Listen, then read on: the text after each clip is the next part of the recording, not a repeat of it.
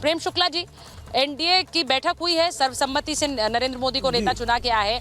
आज शाम तक दावा पेश करने की बातें भी आ रही हैं।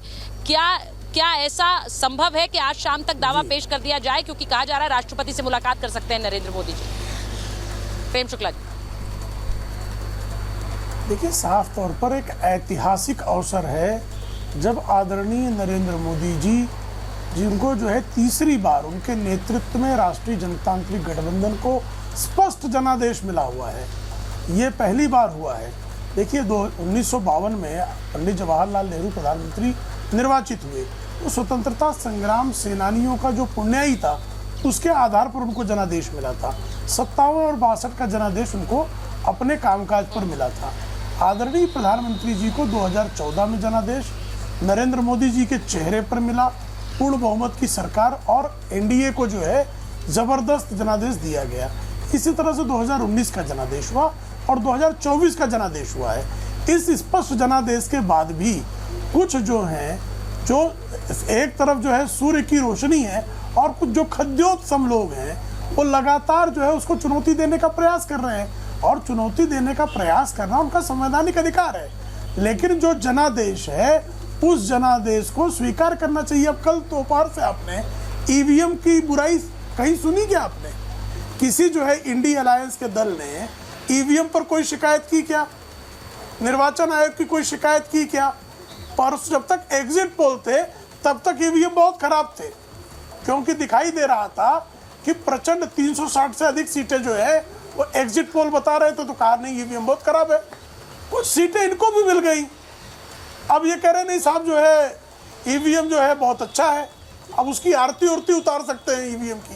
तो इस तरह से राजनीतिक किस तरह से जो है छिछलापन है वह प्रदर्शित होता है राजनीति में। लोकतांत्रिक किसी भी राजनीतिक दल को प्रगल्भता पूर्वक अपना वहाँ संजय राउत ने कहा कि हमें राहुल गांधी बतौर प्रधानमंत्री स्वीकार है, तो वो तो प्रधानमंत्री बनाने के ऊपर भी चले गए। वो कह रहे हैं हमें स्वीकार है राहुल गांधी अगर प्रधानमंत्री के लिए चुने जाते हैं, ये संजय राउत कह रहे हैं। हाँ, नहीं उनके पास सांसदों की संख्या है, तो राष्ट्रपति भवन में ले जाकर सूची दे आए वो, और राष्ट्रपति का अधिकार है किसको निमंत्रित करती है वो। उनके पास अगर संख्या बल है श्रीमान संजय राउत की पास, वोट दिया कि नहीं? 9 सांसदों वाले दल है, 18 से 9 हो गए हैं वो चले जाए वो। जी प्रेम शुक्ला जी, जी प्रेम शुक्ला जी, भूत भी तो वोट डालते हैं। एक मिनट, मैं पहले अनुज यात्रा जी के पास जाऊंगी। अनुज यात्रा जी के पास दीजिए। Vikrant please monitor the audio. मैं अनुज यात्रा जी के पास जा रही हूँ। अनुज जी, जरा पहले बताइए कि कब जा रहे हैं आप राष्ट्रपति भवन सरकार बनाने का दावा पेश करने? राहुल गांधी को तो पीएम बना रहे संजय राउत। निश्चित तौर पर सुचारिता जी, आपकी ये भगवान करे ये आपकी कामना शीघ्र पूरी हो, लेकिन वर्तमान में आज ये देखना पड़ेगा कि किस तरह से ये घमंडियों का जो घमंड और जो अहंकार इंडिया की इस जीत ने चकनाचूर की है, आज देश उससे खुशी मना रहा है।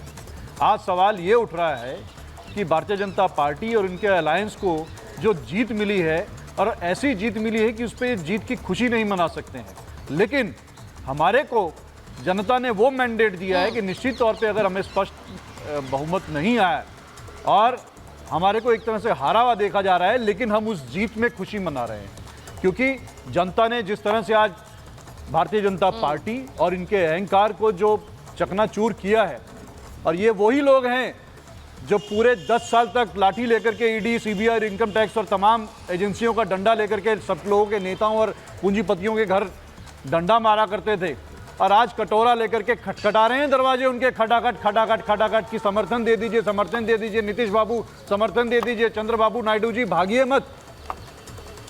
नहीं, उन्हें जाने की जरूरत नहीं है। सुनिए, देखिए एक मिनट आप, अच्छा एक बात बताइए मुझे अनुज यात्रा जी, क्या आप लोग अखिलेश जी के घर पे जाके आप बोल रहे हैं खटाखट समर्थन दे दीजिए, आप उनके पास जा रहे हैं? नहीं ना, क्योंकि आप लोगों ने गठबंधन में सरकार चुनाव लड़ा है, तो आप जानते हैं वो आपके स्वाभाविक साथी हैं, तो आप तो नहीं जा रहे हैं अखिलेश यादव के पास बोलने के क्या आपका समर्थन अभी भी बना हुआ है? नहीं जा रहे हैं ना, तो वैसे ही वो भी नीतीश कुमार और चंद्रबाबू नायडू के पास क्यों जाएंगे? वो भी साथ में चुनाव लड़े, आपके साथ तो नहीं आए नीतीश बाबू, उन्होंने तो पहले ही अपना पाला चुन लिया था। अब आप ये जरूर कह सकते हैं कि भाई नीतीश बाबू देखिए उनके घर पे जा रहे हैं वहां पर और उनसे मांग रहे हैं समर्थन। ये आप भी जानती है और पूरा देश जानता है कि कौन कहां जा सकता है, कब कहां जा सकता है। नीतीश जी ने घर के बाहर जब कल ही अपना लगा दिया था, नीतीश सबके भाई हैं, बताइए अभिषेक एक बहुत जी, बड़ा कौन कहाँ बोर्ड जा सकता है कि ये पूरा नीतीश देश कुमार जानता सबके कह रहे हैं। हैं। आपके नेता पर सवाल उठा रहे हैं अभिषेक जी जवाब दीजिए। नहीं अभिषेक जी जवाब देंगे, इसमें मैं तो कुछ बोल नहीं सकती। देखिए, जब नहीं चुनाव लड़ने से पहले, चुनाव लड़ने के बाद, नतीजे आने के बाद क्या काम बचा है इनके पास? सिर्फ हमारे नेता पर सवाल उठाना। अरे भाई, अगर हमारे नेता इतने प्रासंगिक नहीं होते तो इतना पीछे नहीं पड़ना पड़ता। इनके सभी जितने भी घटक दल हैं, सब के सब पलक पावड़े बिछाकर अलग अलग बातें कह रहे हैं कि किसी बहाने शायद नीतीश कुमार जी को अपनी तरफ लेकर चले आए। तो नीतीश कुमार जी सत्ता की धुरी में, सत्ता के केंद्र में, पॉलिटिक्स के केंद्र में हमेशा से रहे हैं, आगे भी रहेंगे। अब सोचना इन लोगों को है कि विपक्ष में बैठें, शांति से बैठें और सचमुच अब सवाल नहीं उठाएंगे, ना ईसी पर सवाल उठाएंगे, ना एजेंसियों पर सवाल उठाएंगे, ना ईवीएम पर सवाल उठाएंगे, क्योंकि कुछ सीटें जीत चुके हैं।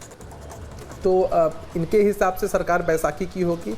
हमारे हिसाब से जो सरकार है वो बड़ी मजबूत है, सशक्त है और विकास के एजेंडे पर निश्चित रूप से काम करेगी, देश को आगे लेकर के जाएगी। और इस बार हम लोगों ने चैलेंज दिया था कि भाई कांग्रेस पार्टी विपक्ष के नेता की कुर्सी हासिल कर ले। कुर्सी इन्होंने हासिल कर ली है शायद विपक्ष के नेता की, इसके लिए इनको बधाई, शुभकामनाएं हैं। कम से कम सकारात्मक विपक्ष की भूमिका इस देश में निभाएं ताकि पॉलिटिक्स से ये जो नकारात्मकता इन्होंने फैलाई है इतने लंबे समय से, वो थोड़ी बाहर एक दूसरे को बधाई दे रहा है।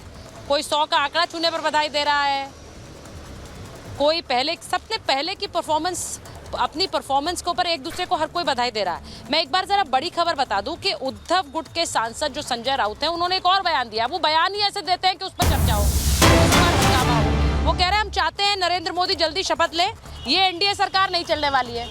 संजय राउत ये कह रहे हैं कि ये एनडीए सरकार चलेगी नहीं, तो हम चाहते हैं कि मोदी जल्दी शपथ ले लें। तो अब मैं एक बार काका जी के पास जा रही हूँ। काका जी ये बताइए कि क्या इंतजार, ये एक तरह से रणनीति यही है कि इंतजार किया जाए कि ये सरकार के पास, एनडीए के पास बहुमत है, बीजेपी के पास नहीं है, तो सरकार अपने आप ही गिर जाए? क्या यही रणनीति है जो संजय राउत जी कह रहे हैं? देखिए, बहुमत तो बीजेपी के पास नहीं है, आप भी जान रही होंगी। ये तो बहुत साधारण आंकड़ा है कि 272 का बहुमत है, 239 उनके पास सीट है। तो वो भी अन्य दलों से समर्थन लेते हैं और उन्हीं दलों का नहीं है, लेकिन एनडीए के पास है। आप जिनका एक समय में भारतीय जनता पार्टी जिनका एक समय में नीतीश जी का वही प्रधानमंत्री डीएनए चेक करते थे। अब बिहार की जनता ये पूछ रही है कि नीतीश जी का डीएनए ठीक हो गया, आपने चेक कर लिया कि नहीं? चंद्रबाबू नायडू 2019 के चुनाव में आपने देखा होगा कि जिस चुनाव के दौरान इस देश में प्रधानमंत्री और इस देश की सरकार के लापरवाहियों के चलते पुलवामा में हमारे सैनिकों ने जान दिया, उस पर राजनीति करके उस पर बहुमत हासिल की। और उस समय भी देश के संघीय ढांचे को बचाने के लिए अगर कोई कार्यरत था, लगातार राजनीतिक दलों से संपर्क कर रहा था, तो वही चंद्रबाबू जी ही थे। मैं गलत तो हूँ नहीं।